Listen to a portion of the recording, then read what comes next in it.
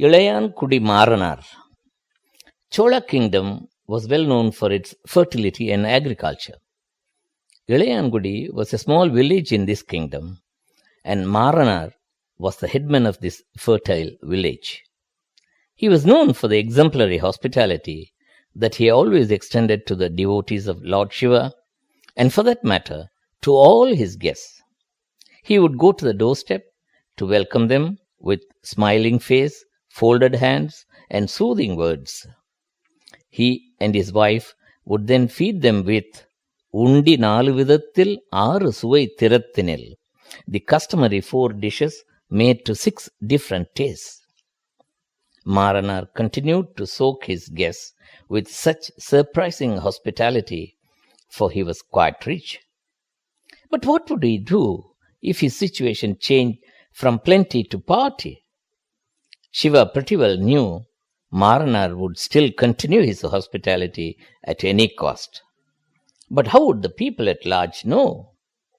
மெய்யினால் அல்லல் நல்குரவான போதிலும் வல்லர் என்று அறிவிக்கவே Lord Shiva decided to make this fact known to the world. Thus unfolds yet another episode of Shiva. In keeping with the divine will, MARANAR progressively became poorer. மல்லல் நீடிய செல்வம் மெல்ல மறைந்தது. MARANAR and his wife had nothing to eat one night. It was pitch dark outside and rain was pouring. MARANAR heard a knock at the door. On opening, he saw a devotee of Shiva standing there fully soaked in rain. MARANAR received him with his customary cordiality, gave him a piece of dry cloth to wipe his wet body, and offered him a plank to rest. And now, how and what to feed him? MARANAR asked his wife. Being a resourceful woman, she reminded him of the paddy seeds that they had sown in the field that morning. A farmer considers it a dreadful sin to feed on his seeds, and more so if he has to recover the just sown seeds back from the field and cook them. Yet, driven to the wall, MARANAR had no hesitation at all, for feeding the hungry guest was more important for him than following any such dry principle. In the thick of night and slashing rain, MARANAR rushed to the field and brought back the wet paddy seeds. A portion of the thatch shed was pulled down for dry firewood.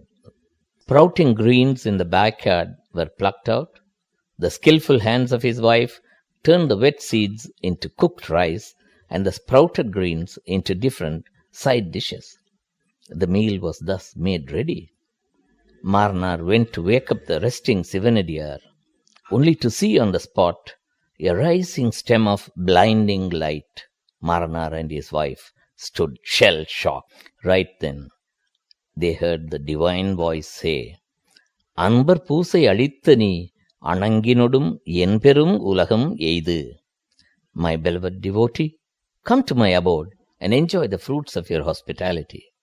Isn't this episode of ELAYANGUDI MARANAR a lucid example for the couplet in Tirukkural, "செல்வரிந்தோம்பி வருவிருந்து பார்த்திருப்பார் நல்விருந்து வானத்தவர்க்கு"?